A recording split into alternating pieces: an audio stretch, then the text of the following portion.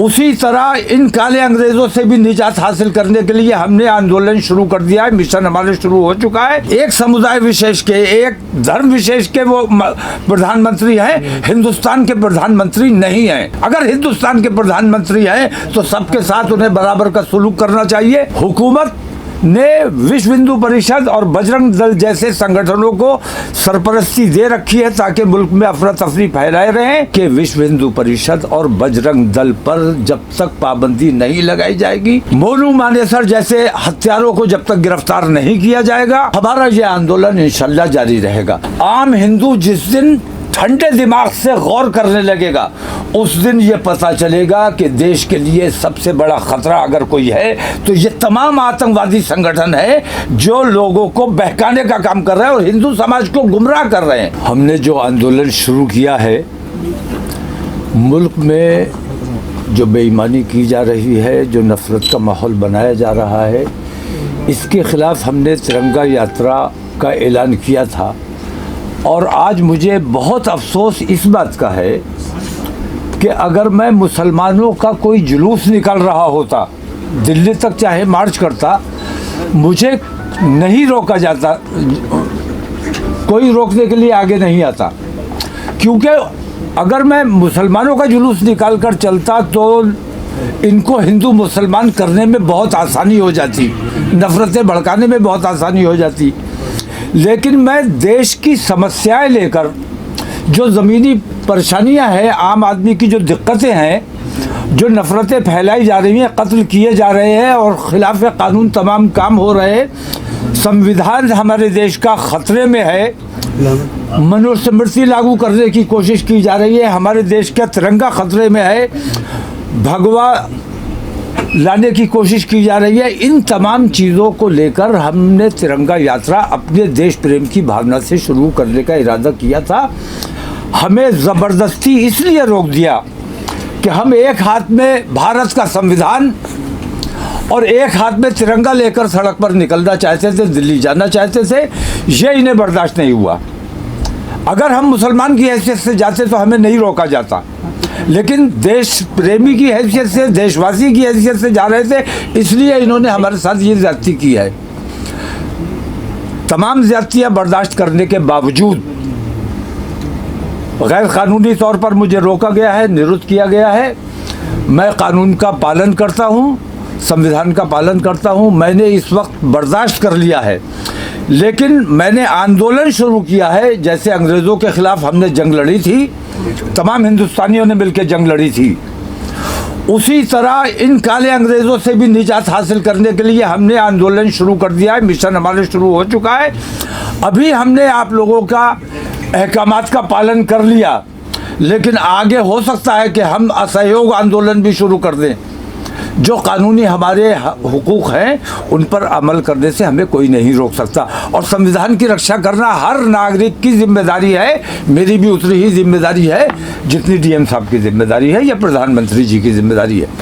प्रधानमंत्री जी अपनी जिम्मेदारी ठीक तरह नहीं निभा रहे हैं, सबका साथ सबका विकास की बात करते हैं, लेकिन एक समुदाय विशेष के, एक धर्म विशेष के वो प्रधानमंत्री हैं, हिंदुस्तान के प्रधानमंत्री नहीं हैं। अगर हिंदुस्तान के प्रधानमंत्री हैं तो सबके साथ उन्हें बराबर का सलूक करना चाहिए। कातिलों की जो लोग सरपरस्ती करते हैं उनकी हिमायत की जाती है। हुकूमत ने विश्व हिंदू परिषद और बजरंग दल जैसे संगठनों को सरपरस्ती दे रखी है ताकि मुल्क में अफरा तफरी फैलाए रहे, दलितों को, दबो कुचलों को, मुसलमानों को सताया जाता रहे और ये राज करते रहें। हमारी मांग ये है और अपनी इस मांग पर हम अडिग है कि विश्व हिंदू परिषद और बजरंग दल पर जब तक पाबंदी नहीं लगाई जाएगी, मोनू मानेसर जैसे हत्यारों को जब तक गिरफ्तार नहीं किया जाएगा, हमारा ये आंदोलन इंशाल्लाह जारी रहेगा। जब तक नकाब के खिलाफ ये लोग काम करते रहेंगे, हिंदू मुसलमान दंगे कराने की कोशिश करते रहेंगे, तब तक हमारा ये आंदोलन जारी रहेगा। और इसमें मैं तन्हा नहीं हूँ, अल्हम्दुलिल्लाह। मेरे साथ हिंदुस्तान के लोकतंत्र में विश्वास रखने वाले, अपने देश के संविधान से मोहब्बत करने वाले, अपने देश के तिरंगे से मोहब्बत करने वाले तमाम लोग मेरे साथ हैं। और मैंने इनके दबाव में नहीं, बल्कि ये साबित करने के लिए कि मैं देश के कानून का पालन करता हूँ, इसलिए मैंने अपने प्रोग्राम को स्थगित किया है। लेकिन ये प्रोग्राम इंशाल्लाह किया जाएगा और हमें हमारे राष्ट्रपति से, हमारे देश के राष्ट्रपति से मिलने से जो हमें ज़बरदस्ती रोका गया है, इसका मतलब ये है कि आप नहीं चाहते कि राष्ट्रपति के संज्ञान में ज़मीनी जो हकीकत है वो आए। हम ज़मीनी हकीकत से अवगत कराना चाहते हैं और इसके लिए इसका हमें अधिकार है।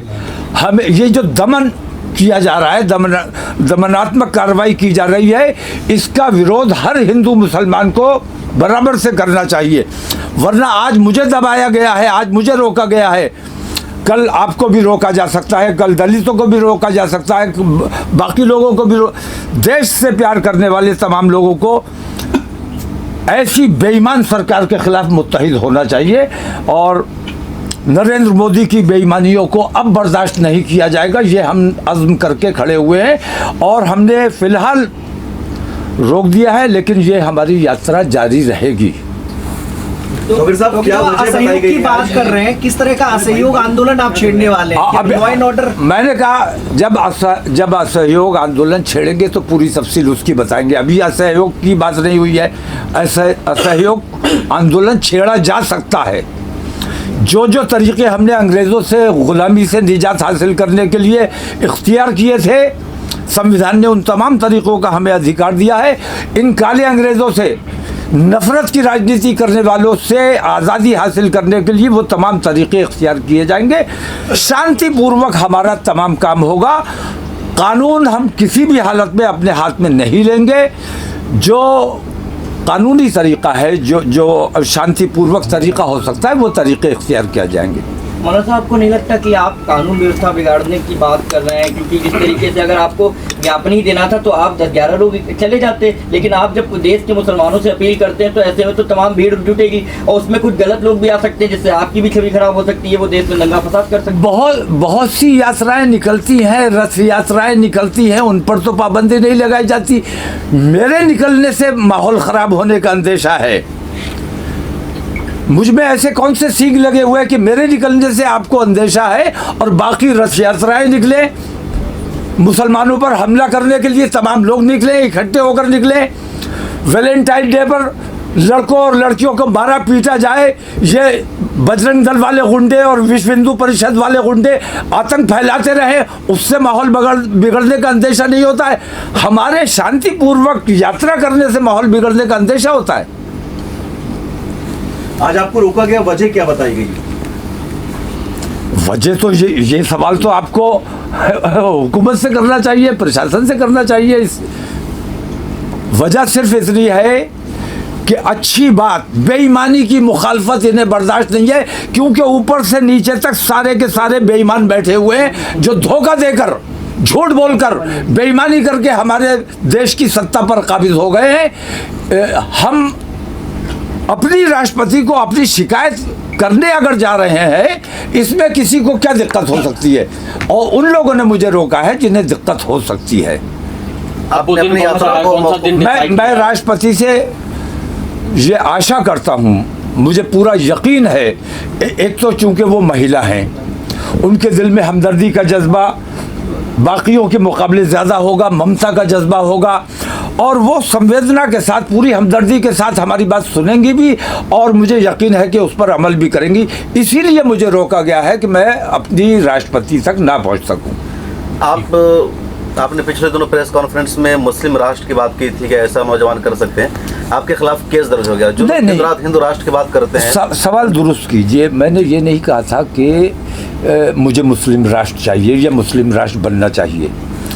मैंने चिंता व्यक्त की थी कि जिस तरह खालिस्तान की मांग उठ रही है, जिस तरह हिंदू राष्ट्र की मांग उठ रही है, इस तरह मुस्लिम राष्ट्र की मांग भी उठ सकती है। मुझे अंदेशा है इस बात का। इस तरह बोडोलैंड की मांग भी उठ सकती है। इस तरह तमाम बिरादरियाँ अपनी अपनी स्टेट अलग की मांग कर सकती हैं। तो गणराज्य है हमारा भारत, हम इसको किसी भी सूरत में टूटने नहीं देना चाहते। हम चाहते हैं कि हमारे मुल्क में एकता और अखंडता बनी रहनी चाहिए।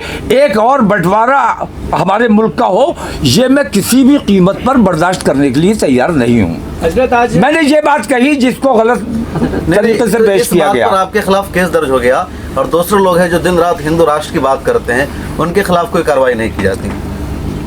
हिंदू राष्ट्र की बात करने वालों के खिलाफ असंवैधानिक है वो मांग, क्योंकि देश में लोकतंत्र है। ये आरएसएस वाले नरेंद्र मोदी इन लोगों को तय करना है कि देश में लोकतंत्र रहेगा या देश हिंदू राष्ट्र बनेगा। आरएसएस वाले, कल मैंने सुना दत्तात्रेय होसबोले, वो कह रहे थे हिंदू राष्ट्र तो भारत है, पहले से है। तो अगर पहले से हिंदू राष्ट्र है तो आज हिंदू राष्ट्र की मांग उठाने वाले देश में अफरा तफरी का माहौल ही तो बनाने की कोशिश कर रहे हैं। आरएसएस वाले पहले ही ये तय करें कि देश में हिंदू राष्ट्र देश को बनना चाहिए, यह पहले से बना हुआ है। उनके अपने ही कंडक्टरी बैन तो वो खुद ही दे रहे हैं। तो इसका मतलब यह है कि अपनी ही बात का कंट्राडिक्शन करते हैं और खुद खामोश रहते हैं। नरेंद्र मोदी छोटे छोटे जो संगठन हैं, विश्व हिंदू परिषद जैसे, बजरंग दल जैसे और इस किस्म के बहुत से बनाए हुए हैं, उनकी सरपरस्ती की जा रही है। मुसलमानों को दबाओ, दलितों को दबाओ, सताओ, कत्ल करो, उनकी बेटियों का रेप करो, बहका कर इश्क में फंसा कर उनको ले आओ, कत्ल कर डालो, और कातिलों को फूल मालाएं पहनाई जाती हैं, उनका स्वागत किया जाता है और उनकी हिमायत में जलसे करते हैं, धरने दिए जाते हैं। और यहाँ तक कहा जाता है कि अगर पुलिस गिरफ्तार करने आएगी तो अपनी टांगों पर आएगी, लेकिन वापस अपनी टांगों पर नहीं जाएगी। ये आतंकवाद है। मैं जो कर रहा हूँ, शांतिपूर्वक यात्रा कर रहा हूँ, ये कहाँ से माहौल बिगाड़ने की बात है? हजरत, आपने तिरंगा यात्रा निकालने की बात कही, आपको रोक दिया गया। लगातार मुंबई में रैलियां निकाली जा रही हैं जिसमें ये नारे लगाए जाते हैं कि ताज नगरी जाएंगे, बुरके वाली लाएंगे। किस तरीके से देखते हैं इन चीज़ों को? और आज आप प्रेस कॉन्फ्रेंस में संविधान लेकर मैं यही बात कह रहा हूँ कि बिल्कुल बेईमानों की सरपरस्ती की जा रही है, क्योंकि हुकूमत बेईमानों की है। जो देश से प्यार करने वाले लोग हैं उनकी मुखालफत की जा रही है, उनको दबाने की कोशिश की जा रही है, दमन किया जा रहा है। तो जो बेईमानी की बात करे, मुसलमान का कत्ल कीजिए, आइए इनाम पाइए, फूल मालाओं से स्वागत किया जाएगा। मैं कहता हूँ कन्हैया लाल की हत्या हुई, हमने सख्त मजम्मत की और कोई एक मुसलमान का नाम नहीं आप ले सकते कि जिसने उस कन्हैया लाल की हत्या की मजम्मत ना की हो। लेकिन जुनैद और नासिर की हत्या की हत्यारों का स्वागत किया जाता है, उन्हें हीरो का दर्जा दिया जाता है। ऐसे लोगों को चिन्हित कर कर जब तक उनके खिलाफ मुकदमा कायम नहीं किया जाएगा, हमारा ये आंदोलन जारी रहेगा। हजरत, आपने दत्तात्रेय का नाम लिया आरएसएस की तरफ से, उन्होंने साफ तौर पर बोला कि देश के लिए बड़ा खतरा है मौलाना तौकीर रजा खान। देश के लिए खतरा कौन है? आम हिंदू जिस दिन ठंडे दिमाग से गौर करने लगेगा, उस दिन ये पता चलेगा कि देश के लिए सबसे बड़ा खतरा अगर कोई है तो ये तमाम आतंकवादी संगठन है जो लोगों को बहकाने का काम कर रहे हैं और हिंदू समाज को गुमराह कर रहे हैं। पाकिस्तान वजूद में आया, पाकिस्तान अल्हम्दुलिल्लाह मुसलमानों ने नहीं बनाया, पाकिस्तान एक गुजराती हिंदू ने जो बराए नाम दिखावे के लिए मुसलमान हुआ, मोहम्मद अली जिन्ना मुसलमान नहीं था। आरएसएस ने उसको मुसलमान जैसा पेश करवाया और आरएसएस के रिमोट के जरिए उसने पाकिस्तान की मुहिम चलाई और देश का हमारे बंटवारा हुआ। हिंदू राष्ट्र बनाने की नीयत से इन लोगों ने हमारे देश का, आरएसएस बड़ी जिम्मेदार है। और तब बंटवारे के बाद भी जब हिंदू राष्ट्र नहीं बन सका तो इन्होंने गांधी जी की हत्या इस नियत से करवाई कि मुसलमानों का कत्लेआम हो जाएगा कि गांधी जी की हत्या की गई है। वो उनकी साजिश भी नाकाम हो गई। लोगों को पता चल गया कि गोडसे ने हत्या की है। हुकूमत को ऐलान करवाना पड़ा लाउड स्पीकर के और रेडियो के जरिए कि किसी मुसलमान ने हत्या नहीं की है। तो इनकी ये दो साजिशें हम नाकाम कर चुके हैं हिंदू राष्ट्र बनाने की। और ये इस वक्त वही लोग जिन्होंने गांधी जी की हत्या की, जिन्होंने पाकिस्तान बनवाने का काम किया, वही लोग आज हिंदू राष्ट्र की मांग करने का काम कर रहे हैं। उनके खिलाफ देशद्रोह में मुकदमे कायम किए जाने चाहिए।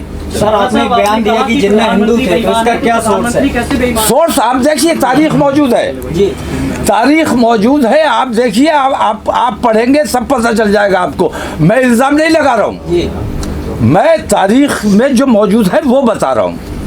अच्छा, तिरंगा यात्रा आपने तो अभी रोक दिया है, तो आगे कब प्लान है दोबारा? नहीं, फिलहाल मैंने रोका है। अब मैं देखता हूँ, बातचीत करता हूँ कि मैं अमन पूर्वक जाना चाहता हूँ, शांति पूर्वक जाना चाहता हूँ। कहीं किसी के लिए दिक्कत पैदा ना हो। सड़क के किनारे चलना है हमें, और कोई नारे नहीं लगाने हैं, कोई धार्मिक कार्यक्रम नहीं करना है, कोई सख्तियाँ नहीं दिखानी है। सड़क किनारे चलकर पैदल यात्रा करके हम अपने राष्ट्रपति तक पहुँचना चाहते हैं।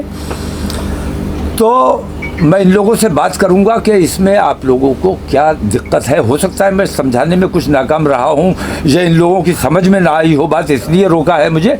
वरना मैं ये समझता हूं कि मैं तो एक तरह से पुलिस की हिमायत में जा रहा हूं, क्योंकि पुलिस का इकबाल अगर ख़त्म हो गया, पुलिस का इकबाल बुलंद रहना चाहिए। पुलिस से हमारा कोई झगड़ा नहीं है। कानून को किसी भी कीमत पर हाथ में नहीं लेना चाहिए। पुलिस और प्रशासन के हाथ में इंतज़ाम है, वो इंतज़ाम, उस इंतज़ाम में हमें मदाखलत नहीं करनी चाहिए। लेकिन पुलिस अगर दमन की कार्रवाई करती है, ज़बरदस्ती एक समुदाय विशेष को, धर्म विशेष को अगर दबाने की कोशिश करती है, एक बिरादरी विशेष को अगर दबाने की कोशिश करती है, तो उसका कड़ा विरोध किया जाए। कौन सी मांगे हैं, कितनी मांगे हैं, कौन सी मांगे हैं, कितनी मांगे हैं, और मांगे हमें राष्ट्रपति के सामने रखनी है। वो तमाम चीज़ें हमारी तैयार है। हमने राष्ट्रपति जी को अपना भेजा हुआ है, और 15 लोग सिर्फ राष्ट्रपति से मिलने जाएंगे। उनकी आईडी भी हमने भेज दी है। और हमारी क्या क्या मांगे हैं, हमारी बहुत छोटी छोटी मांगे हैं कि देश में एकता भाईचारा कायम रखने की कोशिश की जाए। जो अफरा तफरी का माहौल बनाने की कोशिश करते हैं उनके खिलाफ कार्रवाई की जाए। जो कत्ल कर देते हैं उन पर जो नेम्ड हैं उनकी हिमायत ना की जाए, उनको गिरफ्तार किया जाए। अगर आप बुलडोज़र की कार्रवाई को ठीक मानते हो तो अभी तक उन लोगों के घरों पर बुलडोज़र क्यों नहीं चलाया गया जिन्होंने नासिर और जुनैद की हत्या की? तो छोटी छोटी मांगे हैं। ऐसे आतंकवादी तमाम संगठनों पर पाबंदी लगाई जानी चाहिए, जैसे PFI पर पाबंदी लगाई, जैसे सिमी पर पाबंदी लगाई। ऐसे इन आतंकवादी संगठनों पर पाबंदी जब तक नहीं लगेगी तब तक देश में शांति का माहौल नहीं बनाया जा सकता। ये 15 लोग आपके संगठन से होंगे या दूसरे संगठनों से भी होंगे? मैंने पूरे हिंदुस्तान से बुलाए हैं, पूरे हिंदुस्तान से, और मुख्तलिफ सूबों से लोग आ रहे हैं। 20 तारीख को इंशाल्लाह वो दिल्ली पहुंचेंगे, और अगर हमें समय मिल जाता है तो हम 20 तारीख को इंशाल्लाह ज्ञापन राष्ट्रपति को देंगे। आपने कहा कि प्रधानमंत्री बेईमान है, किस तरह से बेईमान है? ये आप लोग देखिए, मैंने इल्ज़ाम लगाया है, उसको गलत साबित करना आपका काम है। आप लोगों को देखना चाहिए। आप लोगों की नज़र में सारी उनकी बेईमानियां हैं जिनको आप लोग मुझसे जितने इंटरव्यू लेके जा रहे हो, आप तमाम को ये कहोगे कि ये है वो आतंकवादी मौलाना। रेड सर्किल में मुझे दिखाओगे, बेईमानों को नहीं दिखाओगे। जबकि आपके जिम्मेदार चैनल की ये जिम्मेदारी है कि जो बेईमान हैं उनकी बेईमानी को उजागर किया जाए, और जो देश प्रेमी हैं उनका स्वागत किया जाना चाहिए, ताकि और लोगों के दिलों में देश प्रेम की भावना पैदा हो। तो मुझे नहीं लगता कि आप लोग देश हित में काम कर रहे हैं, बल्कि सरकार हित में और नरेंद्र मोदी हित में जो लोग काम कर रहे हैं उनसे मैं हाथ जोड़कर कहता हूं कि अल्लाह के वास्ते थोड़ा अपने देश के बारे में भी सोचो। नरेंद्र मोदी पूरे देश को एक थैले में ले करने के बाद छोड़ के जाने वाले हैं। अगर अपने देश को एक थैले में नहीं चाहते हो तो आप लोगों को अपनी जिम्मेदारी निभानी पड़ेगी।